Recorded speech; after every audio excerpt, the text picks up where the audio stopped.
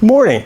So today what we're going to do is we're going to finish the FM stereo part of the alignment on the TX930, and then we're going to do the AM. And after that I want to talk briefly about why I chose this tuner. You know what, I might as well just talk about that now. This is a fairly modern tuner in that it is electronically or varactor tuned and has ceramic filters in the IF. So this makes our alignment procedures fairly simple. I wanted to go from simple to more complicated. And you'll find as you go back in time, as the tuners get older, that the alignment actually does become more complicated, more steps. When we go from varactor tuning to variable air core capacitor tuning, you know, the egg slicer, as some folks call them, that you commonly see in older tuners. It's a little more complicated, a few more adjustments. And then when we go back before they had ceramic filters, now we're adjusting IF stages, and that adds even another layer of adjustment or complexity to it. So that's the reason I started with this. A gentleman named Jonathan asked me if I was going to do more vintage tuners, and the answer to that, Jonathan, is yes. But we have to finish this one first. The alternative working title for this is How to Turn a $10 tuner into a $20 tuner, because frankly these aren't that coveted. They're this probably came from a rack system, and the first step we're going to do is muting, and you'll see that there's no variable muting in this. They just tell you to remove a resistor if it doesn't meet spec, and to me that's a hallmark of a cheap or inexpensive device. So anyhow, no further ado, we'll get to this. Okay, so when we left off, we completed step number 10 here. So now we're going to go step number 11, set the FM muting switch to the on position. And if we look at the front, we can see our muting is on. We're picking up something here, but I think when I turn the generator on, it'll swamp that out. And I want to point you to step 12 here. Now, we have a station that's very close to 98, so I had to go to 97.5 megahertz.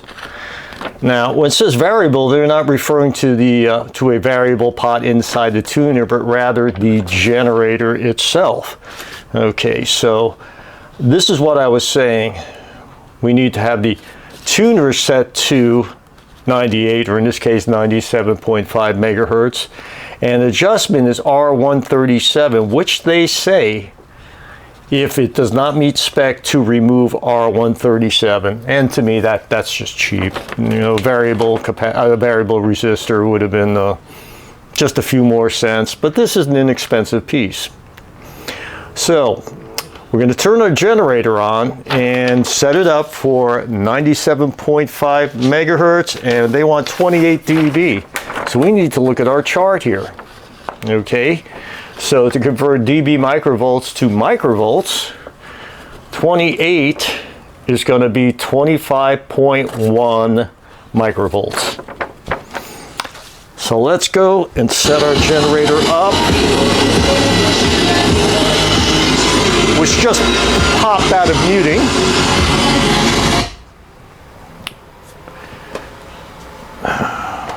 It's picking up a lot of noise and stations in here, so we need to be to 97.5 megahertz and our amplitude of 25.1 microvolts. And we are still in muting. Now, one of the things I want to bring up is I've been letting the tuner warm up. You can see I didn't let the generator warm up, but all my time-based test equipment, generators, counters, are all externally clocked to GPS, which means they're as close to perfect as I can get, and I don't have to worry about frequency or stability. They're just going to be what they say they are. As far as amplitude goes, again, it's not critical for most functions in a tuner, so I can turn this on and just go right to work. So we need to see, we are still in muting. And I know from experience with this tuner that it won't come out of muting until I get down about 4 microvolts, and then it comes out.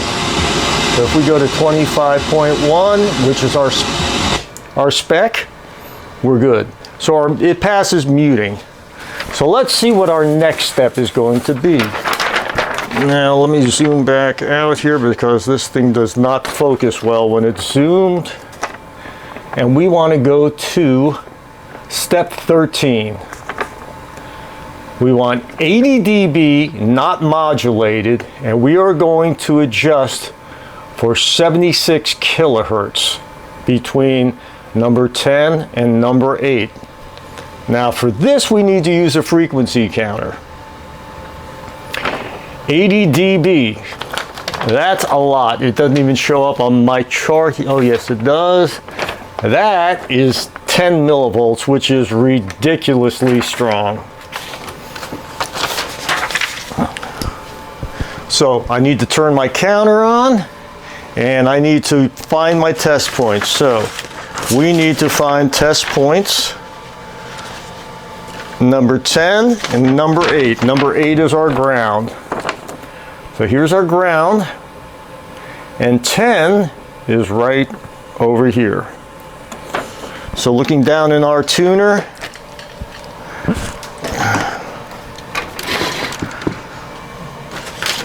we are going to go to ground here, and number 10 is going to be right down here.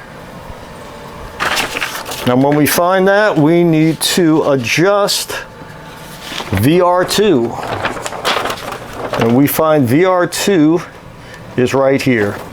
So that's going to be right down that little yellow guy right there. But we need to take a look at the frequency counter. Okay, so my counter is right here.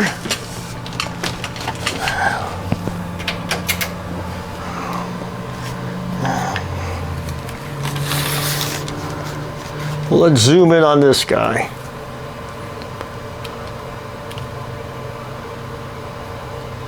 All right. And we need to set this to 76 kilohertz, give or take 150 hertz. This is going to be probably a bit touchy. Okay. Now the reason we do this is 76 is a multiple of our 19 kilohertz pilot. 76 divided by 4 is 19. So let's see how close we can get this without me losing my mind here. I gotta make a confession. I'm not the most patient person you've ever met. Let's see.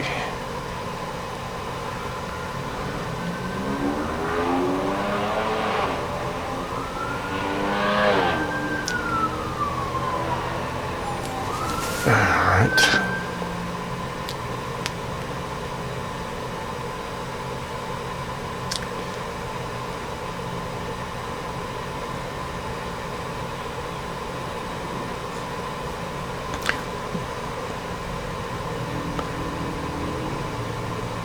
Some people, when they have adjustments like this, like to install multi-turn pots, and I get it. This tuner is not really worth a multi-turn pot, but when you do things like this, you do see the wisdom.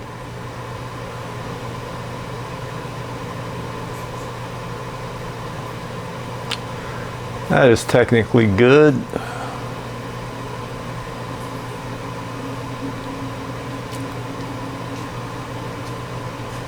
That is technically not good. Okay. And we are going to leave it there and go to our next adjustment. Now we need to talk about this.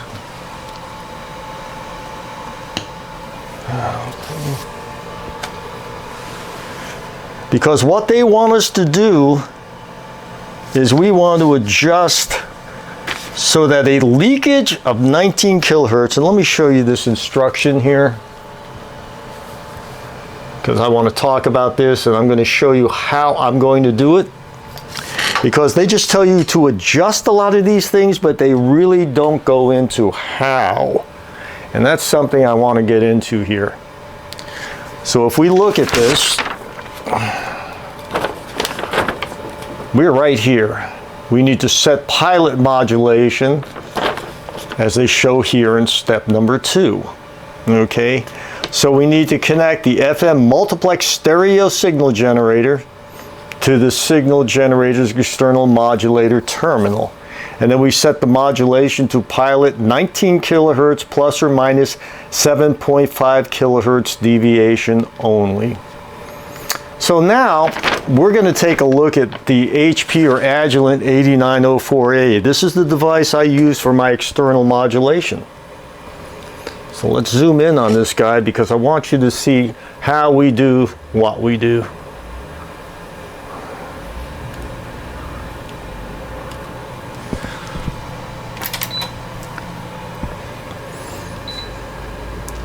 Now I changed the display in this because it was very difficult to see, and I'm going to zoom in so you can hopefully read this.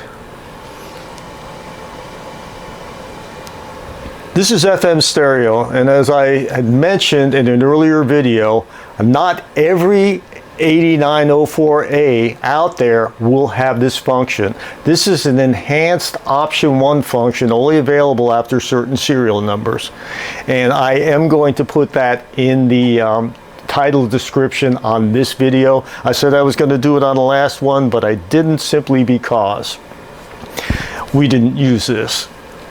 So now, in order to connect this, we are going to go from the output here to the external input on our generator. And now we need to be in external FM.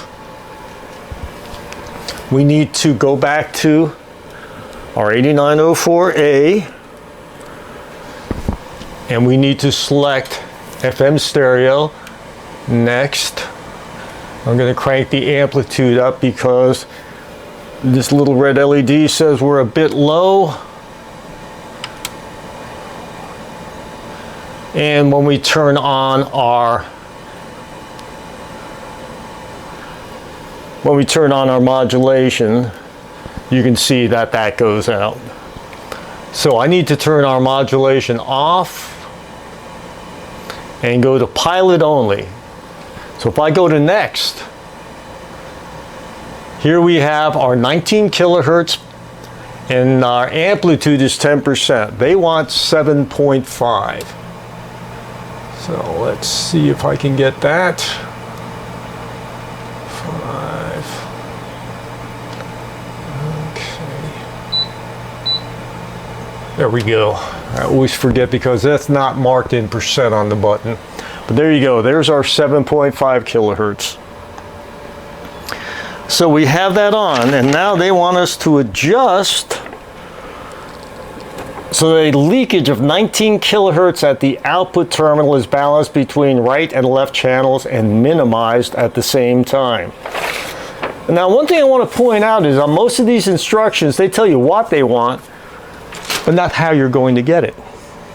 And I'm going to show you what I use for this. Since we are looking for 19 kilohertz, what better tool than the spectrum analyzer? Now, spectrum analyzers are very expensive pieces, but we are going to use visual analyzer and a USB to audio interface and use the computer. This works out well for us because we can actually see the 19 kilohertz on the spectrum. Okay, so let's see here. We have to turn on our modulation.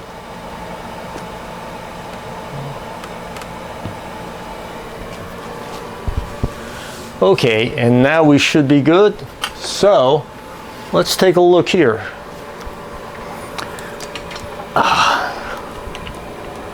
So this is Visual Analyzer,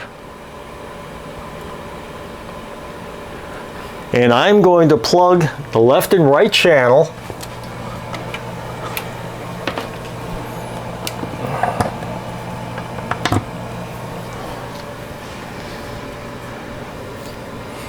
All right, that spike you see right here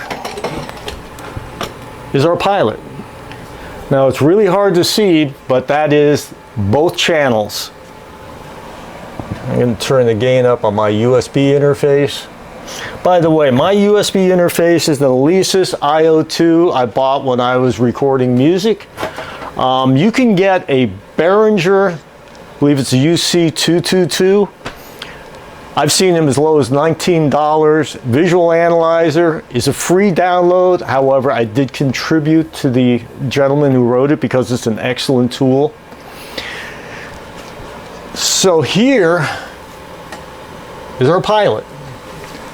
Now it's probably not going to be too easy to see, but this is 20 kilohertz and this is our 19. And if I disconnect our external modulation, our pilot goes away. So we know that's what we have here. I'm going to take one channel out. So that is the left channel.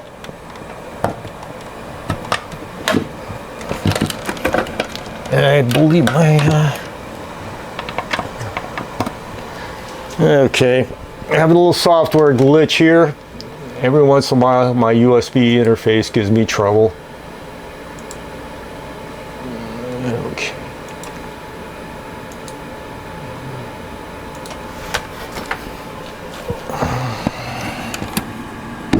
Okay, it is on.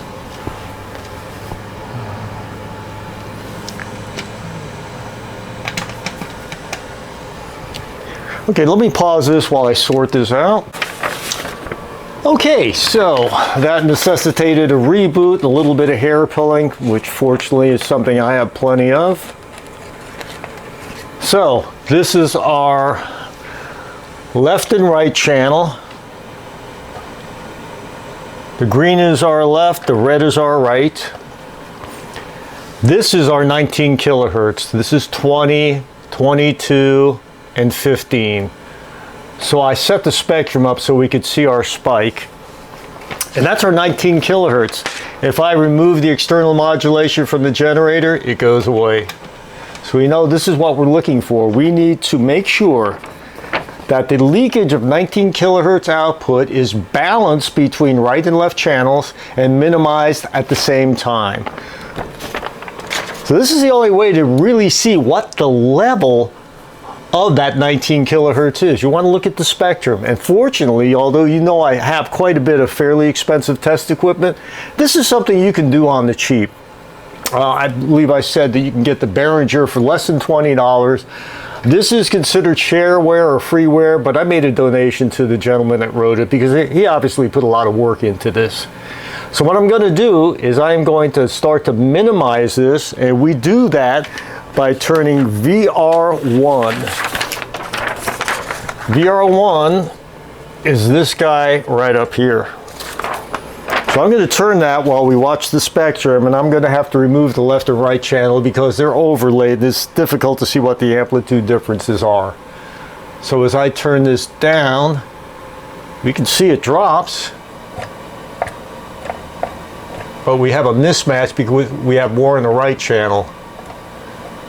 That's looking better. Now I can minimize this, but as you can see we have quite a bit of imbalance. We can't have that.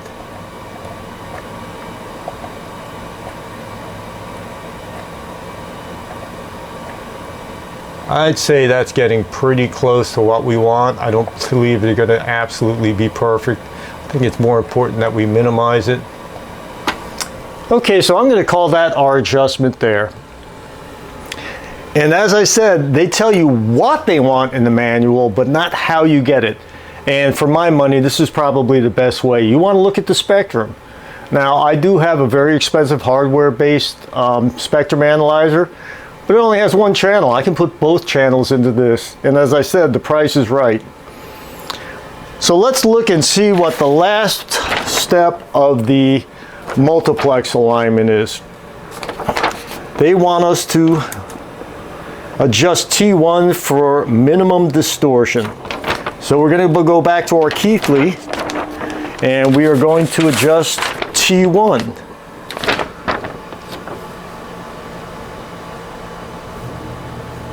Okay, T1 is this guy right here. So let's go back and take a look at the Keithley.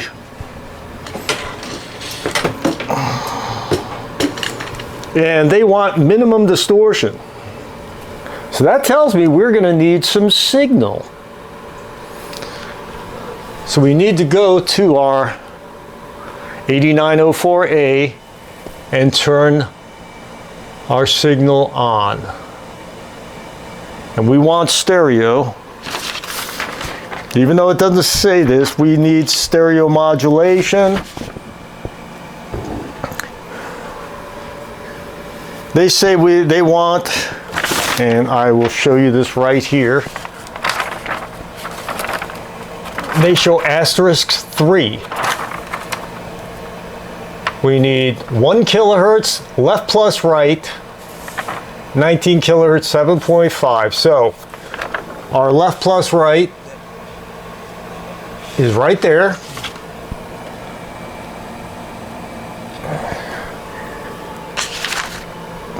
We have stereo indication on the tuner. So now we need to go to our Keithley.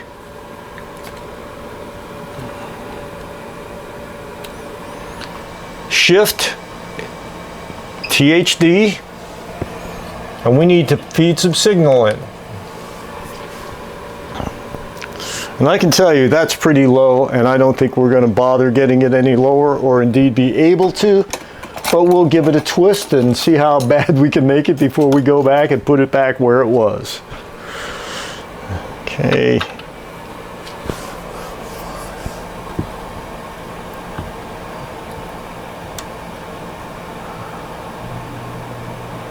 Actually, that is a little better. We're going to leave it right there. And this concludes our FM. So now I'm going to show us how to get set up for AM. Okay, so now we're on to AM. We don't need any signal from the generator. We're going to set this to full scale here. So you can see steps 1 and 2, no signal. And we want to go between 522 kilohertz and 1620 kilohertz, or 1.62 megahertz. And we're going to adjust T4 and TC5 for these voltages. We're setting up the range for the varactor tuning. And we need to repeat steps 1 and 2 until both specifications are correct. So I set 2 presets on the tuner to make life easy. Now we need to find T4 and TC5.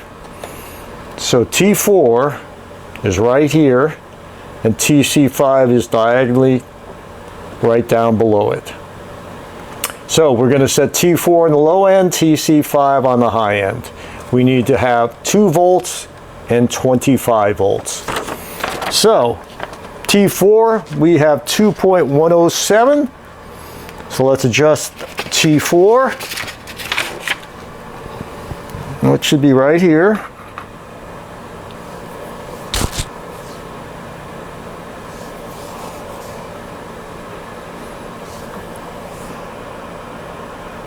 We want 2 volts.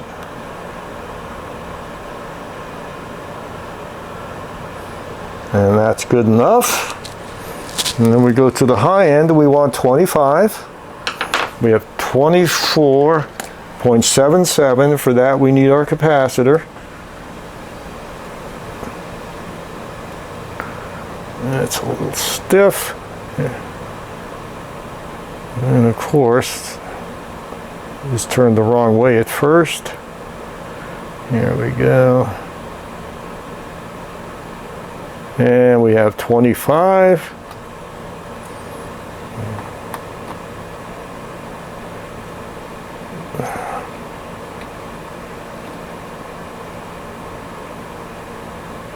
There. And then we go back. Our 2 volt is good. And our 25 is good. So that was fairly painless. Now the other steps we're going to need necessitate connecting the antenna, and I'll have to show you what I did there. So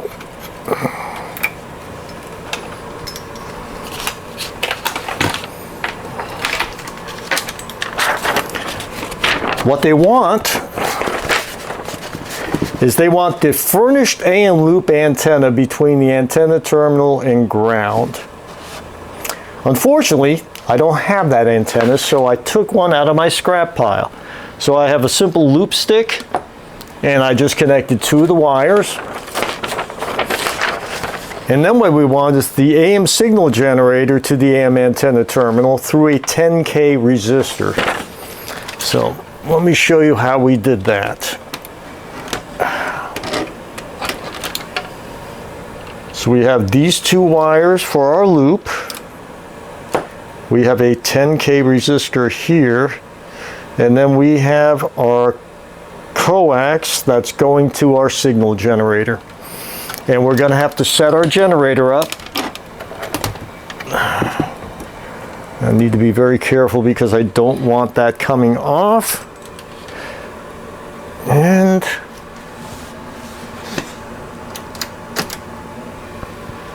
suddenly, the tuner is dead. Okay, sorry for that little misfire there. I'm not sure what happened, but we lost power, and as I was probing around, it came back. So there may be something else going on in here. But anyway, let's continue with our regularly scheduled program. So now we have our signal generator set to 603 kilohertz, 40 dB, which is 100 microvolts.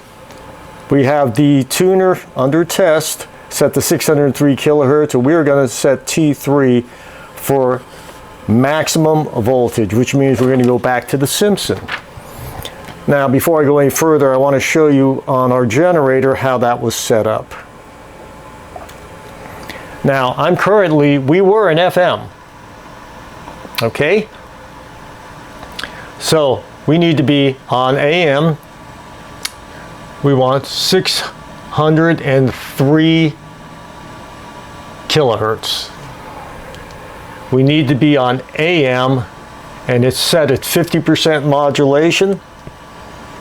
In order to get that, we just set AM 50%. We have our 1 kilohertz. We want our FM off. So there we have it. We have 603 kilohertz, or 0.603 megahertz, because this reads out in megahertz. We have 100 microvolts, which is our 40 dB, and we have 50% AM modulation. So we need to turn or tune our Simpson here till we get a peak. And we're going to start peaking T3. We don't appear to have much on here, but I believe I turned this in error earlier. So let's see if we can get some. Okay. Oh yeah.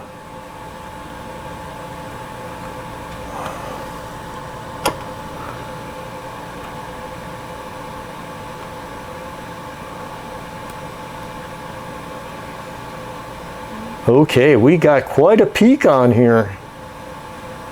Very nice. So we're probably going to have to go back and forth between these.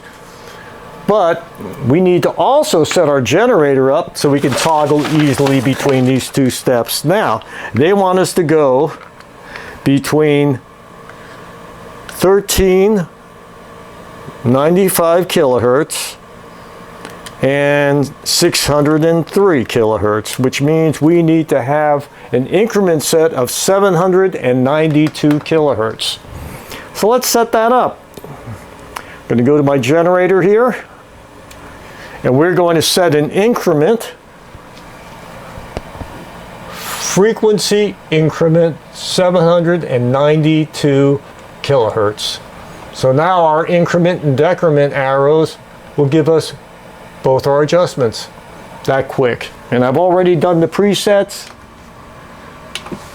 So now we need to check our 1395. So we increment, and then we're going to go and look at our meter again. And we need to set TC4, which is diagonally across from the adjustment we just made. Okay, so let's see about peaking this. Here we go. This looked like it was pretty well peaked, and I'm wrong again. I'm kind of used to it by now. You should get used to it too. All right, now we're going to go back to 603, hit the decrement key on the generator.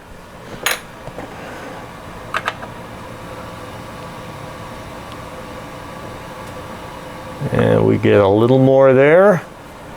Go back to our high end, increment key on the generator. It's looking pretty good. Oh yeah. All right, we're going to go back to our 603, decrement the generator.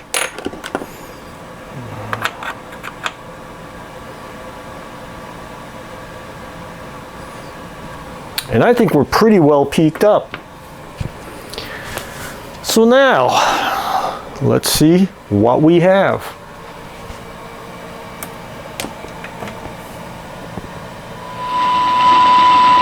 Okay, we can hear our signal buried in the noise there. I'm going to turn the generator off and see if we can get anything. 113 is fine. Now bear in mind, this is not the right antenna for this unit, so I'm not picking up a lot in here.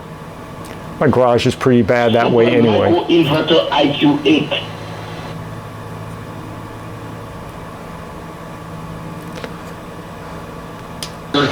Could be out 2 to 3 weeks with that hamstring strain, and Milwaukee Bucks forward Chris Middleton going to be reevaluated in 2 weeks after MCL sprain in his knee. Couple games, we had the Tigers topping the Yankees 3-0 to go.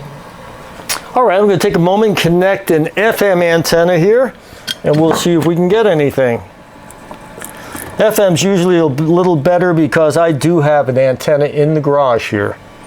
So let's see what we can get when hooked to an antenna.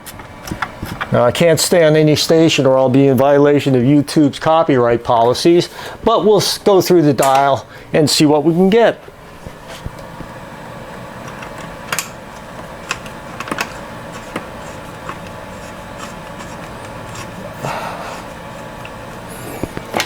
We have some pretty strong FM stations in this area anyway. By the way, if you go to fmfool.com, you can punch in your zip code and get a chart of all the available FM stations in your area. That's very handy. Okay, so I'm going to go to FM, and I am going to start down at the low end here. Let's see what we can get. Okay.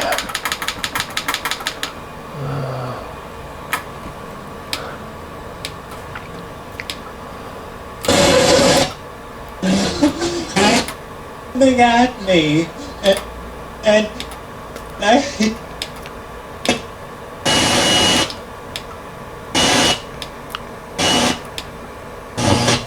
You and I mean, we're because we long.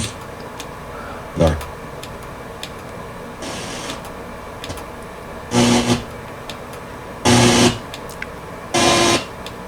Hey, look at what you could be doing, changing people's life. Hope.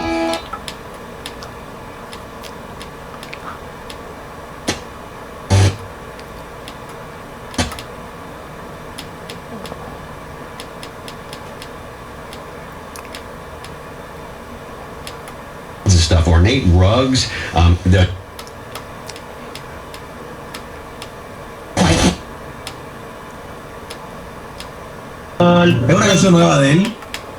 Okay, so we get a fair amount of stations in here.